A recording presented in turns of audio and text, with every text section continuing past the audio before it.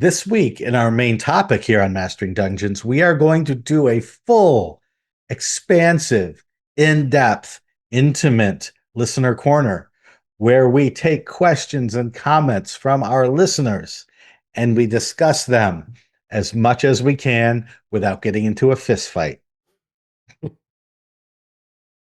So, uh, again, this is celebrating our 251st Wow. episode.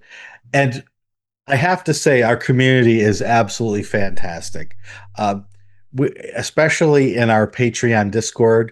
I know I don't post there a lot, but I will assure you that I read all of the content, and we have some great designers, Yeah. some great fans, some great creators, some great thinkers in there.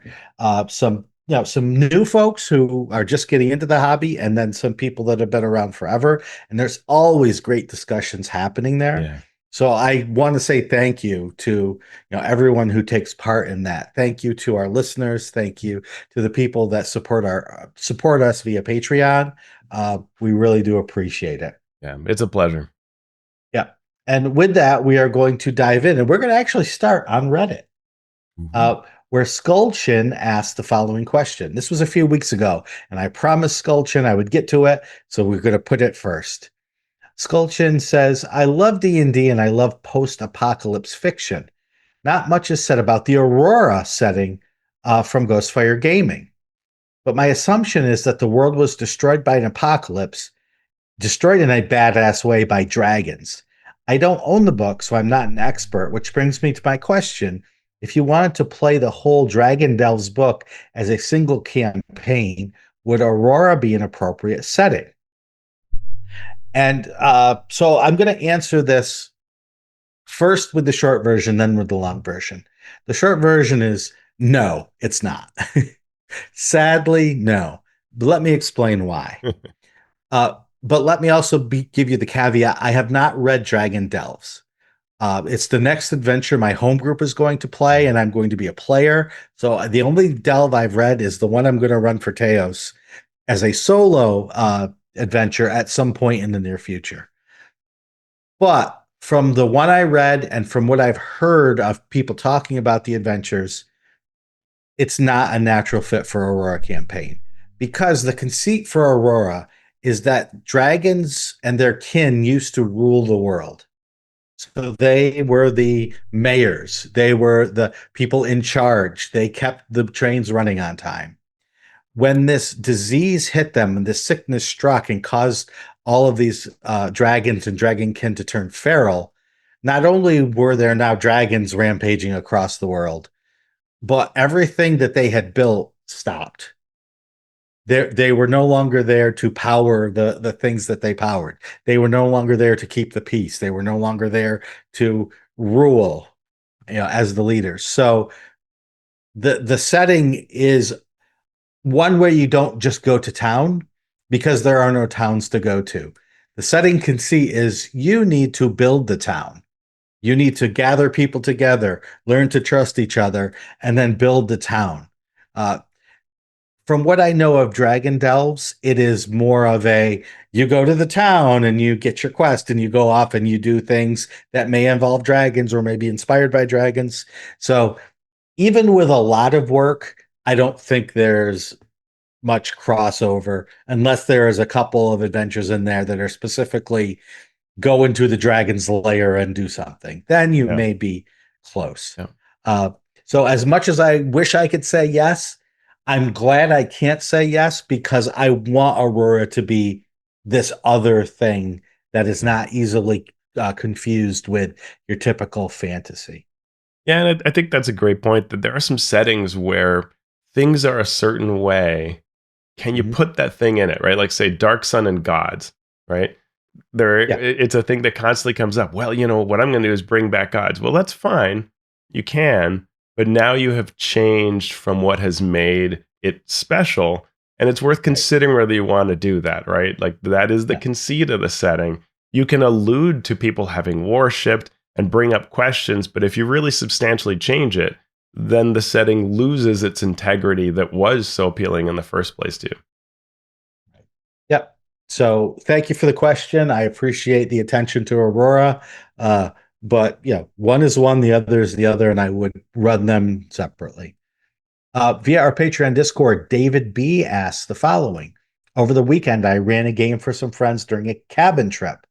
It was casual, so we didn't have a session zero, and I used the Lost Mine of Fandelver adventure. We played the first part of the game on Saturday morning, and everyone had a lot of fun. The party was ambushed by the goblins, the monk went down, but everyone worked together and vanquished the ambushers. Fast forward to the evening in the second part of the game, when things began to break down.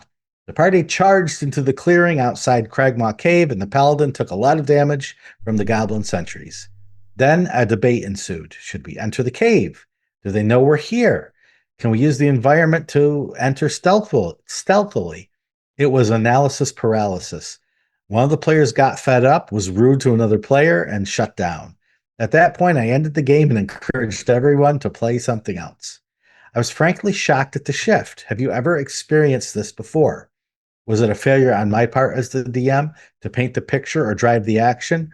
Or is this simply a conflict between varying expectations among the players? Uh, I talked a lot, Teos, before. If you want to take this first, just go ahead, or if you want me to, I will. Well, sure, I'll take a swing at it. It's hard to say in this specific situation what happened, but Mhm. for sure, whenever I sense analysis paralysis beginning or arguments brewing, I will generally put my hand into it in some way to try to shape the situation, unless it looks like it's going to resolve itself and it's fun. But if I start feeling that danger building of this is going to derail, it's going to be not fun, then I will do so. And I learned this way back when running an organized play adventure in a convention where it was a very puzzle murder mystery type scenario. They had it and then they lost it, right? It being the answer. And they began to spiral out of control. And I just waited, hoping they would come back to it. But by the time I thought to finally really act, they were so thoroughly convinced it couldn't be what they had. And I realized I'd lost my chance. And so that's when I thought, I'm going to be a little more active in situations like this because there's fun to be had. And we don't, there are many fun conversations we can have. It doesn't need to be this sort of spiraling back and forth that is less fun than the other things we will do with our time in most cases. So I'll err on that side of putting a hand on things. And in this situation, as people are squabbling over this approach, what I would probably do is say, hey, make me a check or two that brings them back into the game action. And I will give you results based on how high you roll that suggest a plausible course of action, right? Give you the feedback in character to move along a stratagem that will work. Because the answer is a lot of times in D&D, it all works, right? It's just choose a course of action and we will have fun with it. So you just want to move somebody in a direction and try to get rid of that log jam. Yeah, so much what you just said. Uh, I've had this experience before because I've run 10,000 games for friends and for strangers, for everyone in between. Because every time you or any game master runs a game for strangers or even friends, we walk this tightrope uh, of Yeah. I don't quite know my friend as a player. I don't know what type of player they're going to be. And we can't necessarily do something about one player being rude to another. But we can try to recognize personality types that may clash. But again, now we're taking on the role of a psychologist as opposed to just somebody running a game. I will say though, there is sometimes game advice or GM advice that's given that's bad and it's given as gospel truth. But because there are so many types of games and so many types of players and so many types of situations, that you can't take any advice as the gospel. For example, this is a evergreen bit of game advice that I hear that ends up being bad more often than you would imagine, which is don't take away player agency. Let them do what they want to do. You just provide the consequences for actions. That's great advice until it's not. And that's what happened here, I think, right? You, or at least that's how I would have been. As the game master, I would have wanted the players to decide on a course of action, and then they would take that action as a group, and I would play out the consequences. But as a group, they were not able to do that. So in that case, player agency becomes not a positive, but a negative because the players wanted different things. So, like Teos said, what Teos would have done was say, make this check. And then based on the check, the action moves forward. That's fine. That might not even be enough, though. You might literally need to say, listen, they don't know you're here. You can sneak in if you want. You can retreat if you want, but let me give you the information that you're Mhm. lacking so that you can make a fully realized choice. Because what I've seen some players do, Teos, is you say, make a perception check. Oh, I rolled a 3. Oh, okay. What do I do? Because I want you to have the information, and Yeah, a check might not elicit that sure. information. So, right, I might have had more goblins come out. I'll make the decision for you. Yep, I that might have works. more goblins walk in. So you Hmm. can see A, the goblins don't know you're there. B, you know that this is happening. And the goblins might be talking to each other. Oh, we're very low staffed. It's a good thing we got back because these other right? You can do Yeah, all of these things to provide that information. Have screams of help emerge from the cave, right? Now yeah, you're making this, right? These are some things that you can do so that lack of information, that analysis paralysis yeah, is assuaged by information that's right up front and actionable. yeah, absolutely. Good advice. Cool. All right. Next, we have via email Tom Nelson, friend of the show. With all the new TTRPGs coming out, Daggerheart being the most recent one, all the TTRPG chatter seems to concern, quote, insert new TTRPG here. And then its comparison and impact on D&D, as if theirs is the only market share to take. But as more and more new games hit the scene, I have not come across anyone discussing how they relate to one another. Pathfinder 2e, Shadow Dark, Daggerheart, they're all out there in the wild, and future releases of Cosmere and Draw Steel lead us to speculate what the industry might look like in 2 to 5 years. And I can just hear Mike Shea saying now how much speculation is worth. And that's not me. That was in the question. Um, I would like to know. I know it would be ridiculous to quote pick a winner, but with so many games basically competing for the same space, one, why doesn't anyone talk about their relationship to each other, not just versus D&D? And two, what do you think the industry will look like after the dust settles? Teos, I if it's too Yeah. much, I will start, but you go No, ahead. that well, I think one reason is people perceive that it's okay to punch up, but not punch sideways or down, right? So it's nobody wants to say, oh, Daggerheart is going to take away for poor game X or Y. How will everybody play Fate if they're now playing game Y, right? So nobody wants to do that, and what's seen as totally fine is, oh, you can tear into Dungeons and Dragons, haha. Let's take it out of them, when the reality is D&D is on this entirely different plane, and Tom's being very astute here, that it really is a question of what other games are people going to play, and in that other area, that's where it is a lot more competitive, right? You do have to choose, do I play this Draw Steel or Daggerheart? You can play both, but you will probably choose one or the other to be your not D&D game, right? Or play it for a bit, play the next. But in terms of what can really rise to the top of the hobby as being the buzz, only so many players or so many systems can be there. And as Teos and I have found out, when you do analyze a game on its own merits, as opposed to being, you know, in relation to this evil Yeah. giant that is Hasbro Wizards of the Coast D&D, but you just talk about it on its own merit, unless you're speaking in glowing hyperbole about the game, everyone thinks that you hate it or that you're punching it. And right, we're just discussing it. And that's why at the beginning of every episode where we talk about a game on its own merits or its mechanics, I have to give that disclaimer.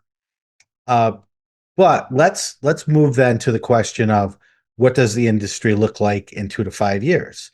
We can speculate and be just as wrong as everyone else. If you look at things historically, other games, even games that are really well made, really fun to play, eventually fall away for many reasons. The biggest one being, the main one being marketing. Wizards of the Coast has the money to keep marketing D&D, putting it on shelves, putting it in front of people. Does Darrington Press and Critical Role have the juice to spend all that capital to market a TTRPG? Probably. Could they partner with another company that would have way more funds than they do? Sure. But it's unlikely because you're spending a lot of marketing money in a field that is not profitable enough to earn that money back as easily as somewhere else. And if you put a CPA, MBA behind the decision making, they're just going to look at, okay, this was a blank $1 million industry. This is a blank times $10 million industry. We're going to focus our marketing money there. The bottom line is way too important. What more important than that is what affects a game's longevity more than even marketing money, more than attention. It's playability. It's replayability. Pathfinder was successful because it was playable and replayable, and it was third edition D&D. Right, these games that are clones of D&D have the pedigree and have the mechanics that have been proven over time to establish replayability. How replayable will Daggerheart be? It's a question that we've asked, and we're going to come back to every time we look at it, because that's the key, at least to me, is it easy to run once? Is it easy to run 5 times? Is it easy to run 500 times? Yeah. If it's easy to run once, people will buy it. If it's easy to run 5 times, people will buy a campaign. But unless it's easy to run 500 times, it's just going to fall away and become a niche game like X number of other games that are around that do great, fine. But they're great games, but they just don't have that thing that keeps the game masters coming back to play it again and again and again. And there's a very related angle to that, which is the community angle, right? Because what D&D has that's super fun, and by D&D I mean the current edition and version of D&D, is that everybody's talking about it. And so when you are either in your individual groups or your store or conventions or wherever, D&D is being talked about, and that buzz being part of that activity is great. If you only want to play, say, 2E D&D, you're dropping out of that. As good as that game is, you won't have, I mean, you can try to find your groups online and so on, but it's not the same level of buzz, right? And games need to be playable, replayable enough to create that energy that people are talking about it. But somehow you have to also create these shared experiences. 5th edition D&D did a great job of that with marketing that was really bringing everybody together. Even if you didn't play the Tiamat adventure, you knew what was happening in Tyranny of Dragons at some level, right? It permeated the space of the hobby and people talked about it. And so I would say that that would be another indicator, is whether one of these games can create that kind of buzz to where you want to talk about it, right? Age of Umbria may get a lot of people watching it as a Critical Role show using Daggerheart, but is it a giant concept that everybody's talking about? No. Could it be? Maybe. It isn't currently. And so that's some of what is required to really elevate a game to where it will maintain itself over time, is to have that level of talkability, of community, of awareness that's out there. Um, until then, what all these games are doing is just sort of, I mean, and it's great, right? But they will compete for the time of those groups that are willing to play something other than D&D, because what you will probably do is try a game and move on, right? You'll probably try Coriolis, enjoy it, and try another game. You probably won't play Coriolis for 5 years straight. And in some ways, the more and more high profile games that are made not just compete for attention, but become an active roadblock to wanting to try something else. Right? You've got your DM and 5 players, and the DM wants D&D. Player 1 wants Daggerheart. Player 2 wants Draw Steel. Player 3 wants Cosmere. Right? And now, if everybody wanted Cosmere, you would say, "All right, let's try Cosmere." Right. But if you have all of these options, then you become, well, which one do we pick? And if we pick this one, is it going to make the other folks mad if we don't get to it? Right? So there's that little bit Sure. of, I don't even know what the psychological term for it would be, but sort of too many choices. So we're just going to stick with what we know. Yeah. Or that it causes you to sort of move on rather than play a game, right? And when I was Right. playing second edition D&D, we became enchanted with Shadowrun and played first and second edition Shadowrun, but there wasn't a lot more competing for our time. There were a few games, we could have tried Earth Dawn, we could have tried, a few other things, but that was good enough. There wasn't much going on. Now, there are so many great looking games out there that a lot of groups will have, like you said, multiple desires within a group. And you just, it's hard for that other game to become the game that group will play from here on out, and then form that community with other people online to really say, yeah, this is what we're playing.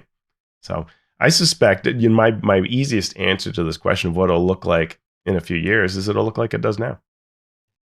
Next, we have Ryan via our Patreon Discord. What is your favorite adventure, any system to have read through, whether it's because it's fun, inspiring, or interesting in terms of design? I want to expand on this just a little bit, Teos. Yeah. Let's talk about what makes a great RPG adventure, regardless of system or setting. I came up with 3 things, and I want to know if these Okay. resonate with you and if you had other things. The first thing is, an adventure should highlight for the game master and the players what the system that it's built for is, what that system is meant to do. Love it. So it needs to say, this system is meant to do this. Let me show you how to do that. Perfect. It should have a purpose, a goal, and a tone, Mm-hmm. and it should stick to those things. It should know who its audience is, and it should do those things. Right? Rewrote Acquisitions Incorporated with a purpose, a goal, and a tone. Mm-hmm. It wasn't your typical D&D adventure, and that's okay. We still want to show what the system and the setting can do, but we want to stick to the tone that we've created. Yeah. And then sometimes it might try to push the envelope and do something different. Show how the system can be extended. This would be for an audience that already knows the game. It's already got a firm, solid foundation of gameplay and the general genre setting that the game is built for. So now we're going to go off and we're going to show you something a little bit different. But 1 and 2 need to definitely be there. And 3 can be good if you already know your audience is with you for 1 and 2. Those were my top 3. You just ran a clinic, Shawn. You blew my mind. 100% agree. It's beautiful. Yeah, and if I had to pick one, which ties into our question for exactly what you're saying, is that first Shadowrun example adventure that is in the original core book, where you just go into the mini mart, right, and have a fight with some gangers. And what is amazing about it is the shelving in this 7-Eleven style mini mart that discusses all of the, Nukem Cola and Ludovenko soy machine with the extra thick option, and the, bag of Nukem Gloem chips and whatever. I'm making up these names because I can't quite remember the real ones. But it's so full of flavor of all the things that you're going to shoot up and duck behind in the aisles. And it's just, it tells the story of the setting as you're blowing up this quick mart, right? And that is just, you read it and it's a pleasure, right? It just tells you, it's reading it is immediate instruction, aha moment of do this in all of your Shadowrun scenarios, right? Fill it with this flavor of this world gone wrong. And then specifically this encounter creates the color that you need to amuse your players greatly as these things are being blown up or ducked behind or whatever. Yeah. The adventure that came to mind for me, now we got this question maybe 3 or 4 weeks ago. And so I typed up my answer. And then in our Discord, somebody mentioned this adventure that it's not for D&D and it's not for a system that's known a lot now. And it was just kismet that this adventure was, you know, brought up. And it's Spreckenhaltestel for Top Secret. The this adventure, and I say adventure in quotes because it was more of a setting that you could put adventures in, but it was the first adventure outside of a D&D adventure that I really sat down and read. Mm. And I'd seen some top secret shorter missions, and they were all pretty much the same thing, right? It's the James Bond, Jason Bourne sort of, you go on this mission, you Right. do these secret things. This was like a site-based adventure where it's a city in Germany where it's sort of a Casablanca neutral ground, where different agents can go if they're injured. It's sort of like a safe house, but it's a whole town. Yeah. And there was an adventure that you could play with it, but it was more like a dungeon. Okay. But for this espionage game. And it was just a completely different way of looking at providing a setting and an adventure that I wanted to then use in my D&D stuff, right? I wanted to now create a town that was like Casablanca, a neutral territory, with all of this weird stuff happening, or possibly weird stuff happening that you had to do. And so that's what came from mind to me because it did those things, those three things, right? It highlighted how the game could run. It had a purpose, a goal, and a tone, and it hit that. And then it pushed the envelope. It did something different that hadn't been done in an adventure written for that game before. So that's why I love that adventure so Yeah. much. Yeah, absolutely. I think that my favorites in terms of adventures tend to be the ones that either do something simply really, really well, which is something I Mhm. struggle with. A simple idea I immediately start making too complex. But something like, say, Pray for Silent Bob from Dungeon Magazine by Chris Perkins, which is just such a simple, really one major location, one major group of adversaries, but it's the key of what is happening in that in what the possible adversaries are up to that makes it so interesting and dynamic, and it's communicated in a way that the DM will know, oh, this is great and I can't wait to play off of this and see what the players do. And the DM will naturally want to embrace the chaos of it could go one way or another way. That is really, it's so hard to do well and simply, and it's gorgeous. And I really, there's an article on my blog about these adventures teach us how to offer player choices, and that's one Mhm. of the ones I discussed because it's just so fantastically good at setting up a scenario that's ultra easy to run, ultra fun, ultra dynamic, and just beautifully done. Yeah. Our Discord members had their own offerings. Someone said Curse of Strahd, which is for fifth edition. that's one that a lot of people love. Some people absolutely despise for the same reason, because it is not a linear uh, adventure, because it takes a lot of game master manipulation of the story in order to have it play out in a way that helps the players attain their goals without overwhelming them. We have Wild Beyond the Witchlight was another favorite on our Discord. Uh, Again, for those same reasons. All But right. yeah, Uh, Will Doyle came up a lot. yeah. Deservedly, he and Stacey Allen have created some just amazing experiences because I think they have that knowledge of the kind of items that you ticked off on your list, right? Of Right. what is the purpose of this adventure? What's it trying to do? What is the experience? So there's a really nice piece by Matt Forbeck, which we should talk about next week, on metaphor Yeah. versus mechanics. And Yeah. that is something that Stacy and Will really comprehend. The idea that you want to have this mechanical engagement, but the story of it, the metaphor of it, dances with that mechanics constantly.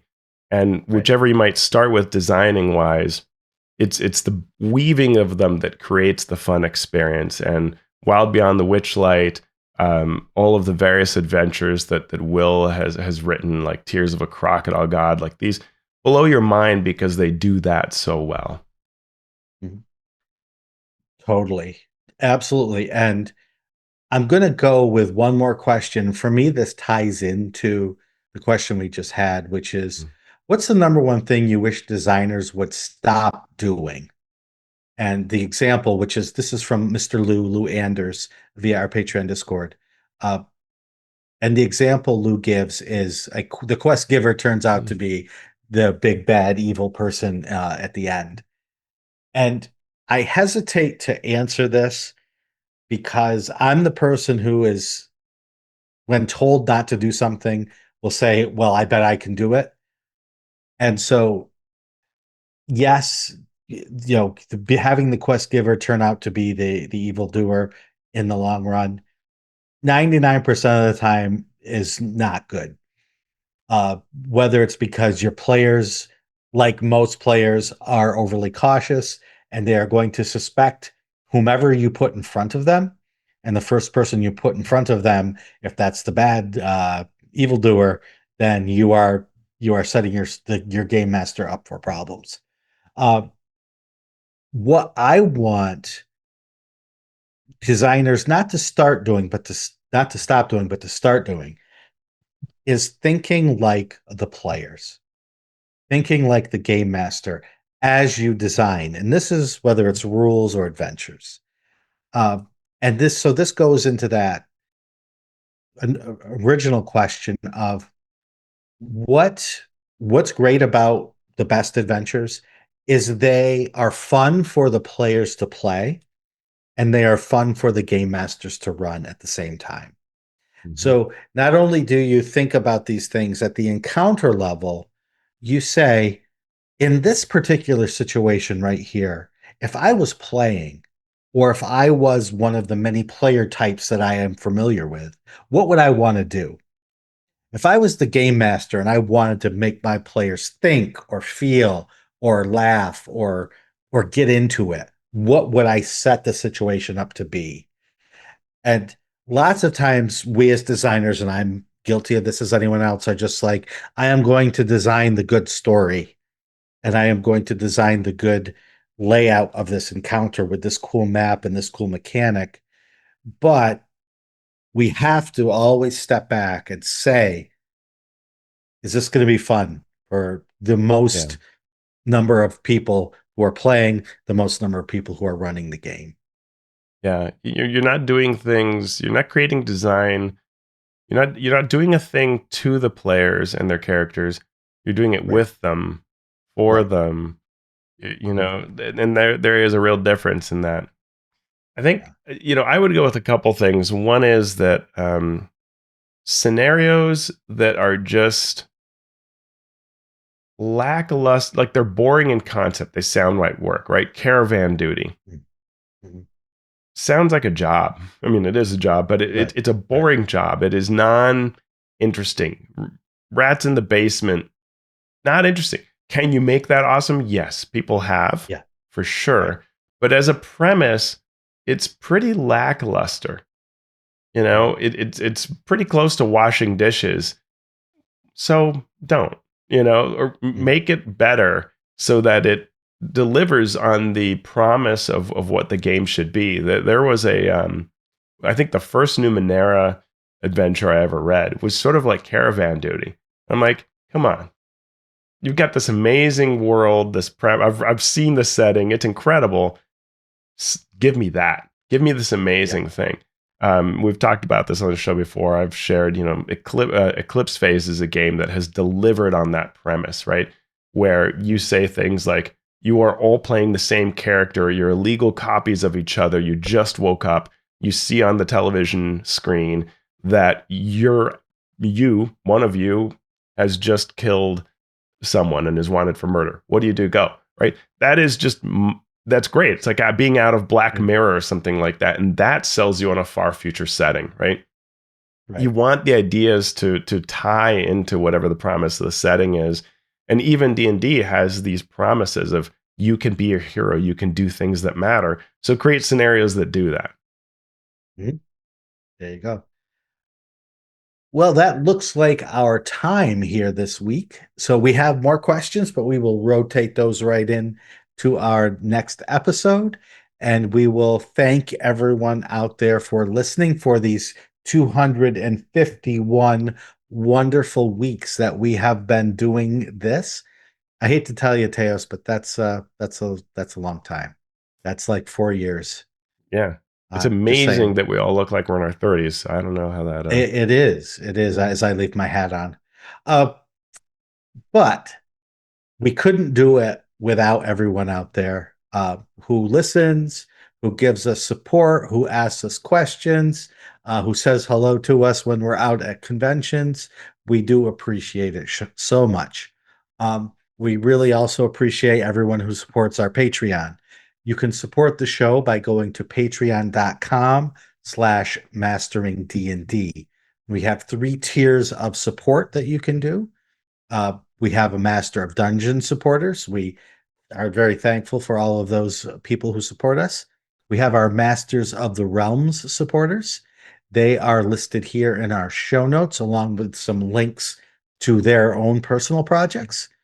And we have our Masters of the Multiverse. These people are so selfless that they let me mangle their names in real time. So I'm going to do it for y'all one more time, starting at the bottom with Zilwalt Winfrey, Zach Types, Chris Webster, Waterford Wizard, Javier Waziak, Jason Ward from Accidental Cyclops Games, Graham Ward, James Walton, Marcelo de Velasquez, the Valiant DM, Joe Tyler, Ryan Truk. Welcome, Ryan. Thrace, Jeremy Talaman from the D&D and TV podcast, Talos the Stormlord, Josh and Lee Wanika of the Tabletop Journeys podcast, Spark from Dunor Games, Tim Smith, Krishna Sarasa. I have to mangle it one more time for old time's sake. Andy Shockney, Chance Russo at Drago Russo, Runner Rick, Ozymandias Rex, Pugnus, Vladimir Prenner from Croatia, Robert Pasley, Ricardo Who Might Adventure, Post Fiction RPG Audio, Frog Prince at Tentacles Squelching Wetly, Philip and Lindsay, Phil Wirt from the Philadelphia Area Gaming Expo, DT Norris of DT and Dragons, Tom Nelson, creator of the Deck of Player Safety, Falcon Neal, Shawn Molly, Mighty Zeus, John Mickey, Trey McLemore, Anna B. Meyer of Fantasy Cartography, Eric Mengi, Jaron from Mathis Arcanum. Welcome. The Mathemagician, Paul Mata, Chad Lynch, Jim Klingler, Brian King. Here comes our J's. Ready? JT Evans, JR of the Twilight Perspective, and JL at Tileforge. Not to mention the mighty Jerd. Mark and Mary's Gaming Compound, the John T. Mantis TTRPG podcast, Hyperlexic, Sean Hurst, Ben Heisler and Paige Lightman, William Harshman of Runeforge Tabletop Gaming, Scott Fitzgerald Gray at Insane Angel Studios, James Fisher, Andy Edmonds at nerdronomicon.com, Will Doyle, Evan at Nimbleco, Evil John, otherwise known as John Carney, Dead Inertia DM, Kevin Criswell, Robo Ballin, Calvin Bridges Avalos, Merrick Blackman, Steve Bissonette, David Bastiensen, Craig Bailey, Lou Anders of Lazy Wolf Studios, Keith Ammon of The Monsters Know What They're Doing, and Agile Monk of Fantasy Companion Workshops. Thank you so much for your support. Whew, that was a lot of dancing, Teos. Brought You my can help dancing us out. shoes. That's right. You can also help us out by going to Apple Podcast or wherever you listen to this show and giving us a thumbs up or a stars or whatever they do. You can also go to YouTube and you could subscribe and like and comment and do all those things that keeps us on in the YouTube space.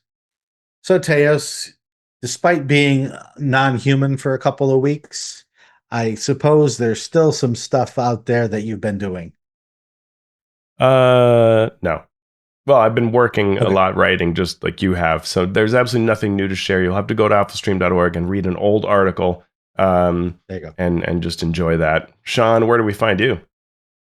I am on many of the social medias at Shawn Merwin, and the podcast is on those same social medias at Mastering D&D. So we have delivered the news. We have answered the questions. What are we going to do now? I think I'm going to take $1 billion loss on future miniature purchases and then just explain to the government that somehow this should be seen as a positive. Yeah, I'm going to lose 1 billion brain cells between now and Gen Con. So I should have 2 or 3 still working by the time I get there. And I That's will double put the those to current good rate. use, I promise. Yeah. Ah, have a great Gen Con, Shawn. Oh, thank you so much. Here's to 250 more. Oh, yeah. 251 more.